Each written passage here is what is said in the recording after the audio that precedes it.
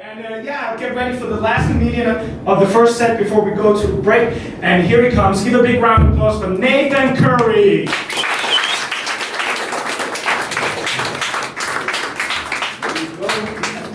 Give another round of applause. Why is the mic short enough for me for once? And I'm loving this little stage. This is brand new, by the way. They said before, when we came up, if we stood up to do our set, we had to wear a mask, which makes no fucking sense if you're a stand-up comedian. She's just like, so in their infinite wisdom, they now say that, and if we sat down, we didn't have to have a mask. So now they're like, okay, let's add a few centimeters, and then Corona can't get you. So, but at least you can see me better now, because I'm fucking short. Actually, I do have one quick joke to play off of his shaving joke, off of divorce shaving joke. Recently, damn cable, go. Recently, I bought a beard trimmer, and it said beard trimmer for men. Who the fuck else would it be for? Like, are there women out there growing big bushy beards that just didn't know about? We know it's for men. Okay, let me see here. Back to my normal material. I am single, and when you hear how bad my jokes are, you'll understand why. You've already heard a couple of them, so you're starting to get the picture. I am American, and I'm sorry. More specifically, I'm from Kentucky, and I'm so very sorry. Now, you will never meet anybody else from Kentucky because only 4 of us escaped. Now, normally, stereotypical thing would be to go into a KFC joke, but I'm not gonna fucking do that. Now, of course, my last name is Curry. I've gotten jokes about that my entire life, Curry. Well, of course, I'm not Indian, but I am spicy like a good curry should be. And okay, so staying on the Kentucky tip for a second. One thing is, I'm sure you guys in movies you've heard Southern accent. But every southern state has their own accent. So you have Alabama's like Alabama, then Georgia's like Georgia, and then Tennessee and Kentucky have what's known as a country accent. And that's basically being as lazy with your mouth as possible. So to give you an example, and this is what my father sounds like, and I ain't working because I ain't got enough power. It's not working because it doesn't have enough power. So welcome to the hell I grew up in. Now, with everything going on in the world right now, good God, this is like kind of roller coaster ride. Surfing at the same time, and here, all right? Exactly. I lost my place, Jesus. Okay. I can't watch U.S. news anymore. I can't listen to it, read it, whatever. It's just too much. I watch BBC. There we go. Somebody gets it. So I watch BBC, DR, something like that. But about every few days, I just kind of turn it on and go, yep, it's still burning. Turn it back off. Now, is there anybody in this room over the age of 30?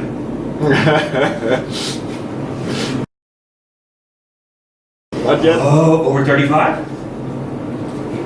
Over 40? Oh, so close. So close. Well, at least I got somebody in here that's approaching. Because otherwise you'd just be watching Grandpa up here. I've got some extra time tonight, so I'm trying to work on some new stuff. No transition material here, so keep up. Now you guys know Tesla. Not the car company, the man, Nikola Tesla. One of the smartest minds that's ever lived. He claimed to be a virgin his entire life. No wonder he was so smart. He got control over this little thing. This little flesh puppet that just controls all men. Is that you? Yeah, what do you want? Yeah, sure. Anything. Let's do it. I think I would be a fucking genius if I could have learned to control that early on. And, another thing too is men, we're slaves to our dicks. Slaves. So if, it's just basically, it's like zombies. It's like, must have pussy. Or dick. Whatever your preference is. Jesus, stop walking back. Again, no transition material. Some more experience from here in Denmark. I am a skateboarder, and I helped plan, design, and build two skateboard bowls in Skirpin, where I live, which is up a little bit south of Elbow. Now, the first one we built, I had a buddy of mine from the US who built skate parks for a living. And he came over to be our supervisor, because we had a lot of experience like building with wood and steel, but not that much with concrete. So we wanted to make sure we did this right. Now, Bart came in, we had planned from like, not to start till, he came in on Friday, we planned not to start till Monday. So he had some time to like relax and everything. An hour after getting to my buddy's house where he was staying, he's like, let's go to the site. So we go to the site, and they've already got the digging equipment out. Nothing's happened yet, it's just dirt. But he just climbs in and starts going to work. But here's the thing, we didn't get any of the money from the Comuna. We raised it with grants, businesses donated. Me and my buddies worked pretty much for free just to get it there. And the mayor of Bango Comuna did the typical politician thing. She wanted a photo, cutting the ribbon, all that shit, but she had nothing to do with it. So she was coming on Monday, and she was going to do the whole first shovel of dirt. By the time she got there on Monday, we had almost the entire holdup. So she took this photo, still went ahead and took it. And it ran in the paper, and the look on her face was just, oh, fucking kill this. Now, still on the skateboard thing, for years I helped plan and manage skateboard tours for fun, not for a living. When I first moved back to Denmark, I came here originally to do my master's, met my now ex-wife, who's Danish. We were back in the States for a while, came back here about 10 years ago. For the first few years, I was, bringing over US skateboard teams, helping them go through. This one team that I have worked with for a while, really close friends of mine, when the first time they came over, I went to go pick them up from the airport, and the airport outside of Aalborg is, pretty far out. And so I brought a cold 6-pack of beer for them. And, we're driving back through the countryside, and, we're all talking, they're sipping on their beer, and we get into the city. And they start doing this. I'm like, what are you guys doing? And they're like, oh, we don't want the police to see us. And I'm like, this is Denmark. I'm not drinking, I'm driving, doesn't matter. You guys can drink what you want. And I'm like, really? Yeah, really. So from that point on, till we got to my friend's house, every person they passed, they had their arm out the window going, because I can! Devore, how am I on time? 4 minutes. All right, cool. More time tonight than I expect. And then it's normal. Okay, so staying on the more Denmark stories. There's not a whole lot different between Denmark and the US. Just a whole lot of little things. What I realized the very first day I was here, I am fucking short for this country. And this is the truth. The second day I was here, I was in a restaurant. I went in to go pee, and the fucking urinal was taller than my dick. And I'm like, do I go ask for a stool? Like, what's the culturally appropriate thing to do here?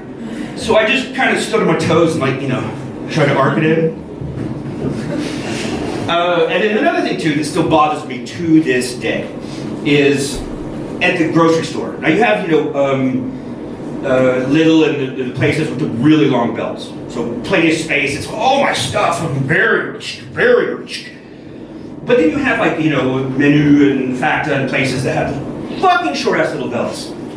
And you guys have noticed that, are there Danes in the room? Yeah. Oh, go first. That's not you fuckers. Okay, you guys have probably noticed by now that Danes are very passive aggressive and in a hurry when they're in a queue. So they get, before Corona, they get it all up on my ass. And I'm just standing there, all of a sudden this arm goes, Nerd! It's like, dude, can you wait like 10 seconds?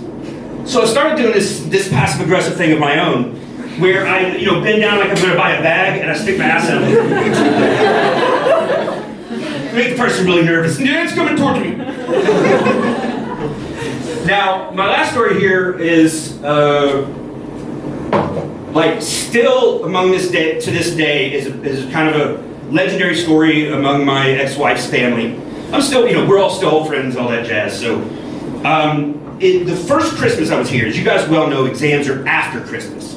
So it was just pointless for me to go back to the States. I had to study everything. So the girl I was dating at the time, she is now my ex-wife, but she's like, okay, well, come to my parents' place for Christmas.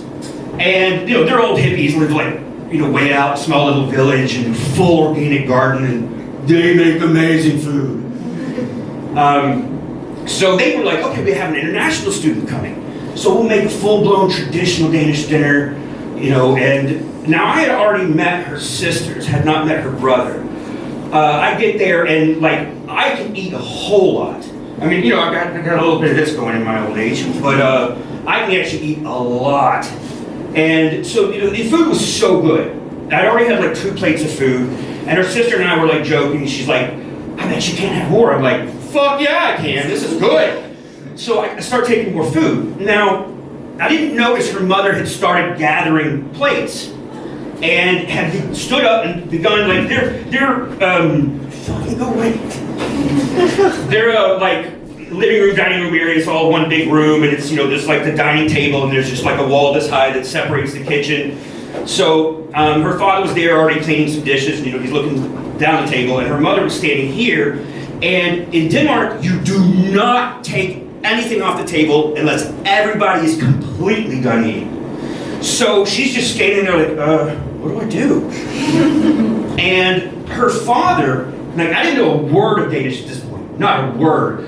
So her father started, and I was like, oh, okay, what's going on? And then my ex starts yelling at him, and then her sisters start yelling at him, and her brother joins in on his side, and this whole family argument just, and I found out afterward, her mother was just she couldn't say my name, because oh, by the way, her father was basically saying look at this American, eating more than he should, typical American. And so her mother's sitting there, she can't say my name, she's like, the guest is noticing. The guest is noticing. And, so this full-blown family argument. And the whole time I'm just like, I wonder what's going on. Every bite, just more fuel on the fire.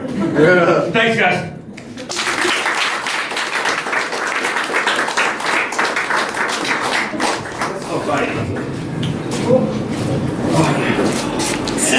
Take your time. Oh, that's cool. Jeez. Yes, Nathan Curry, clap him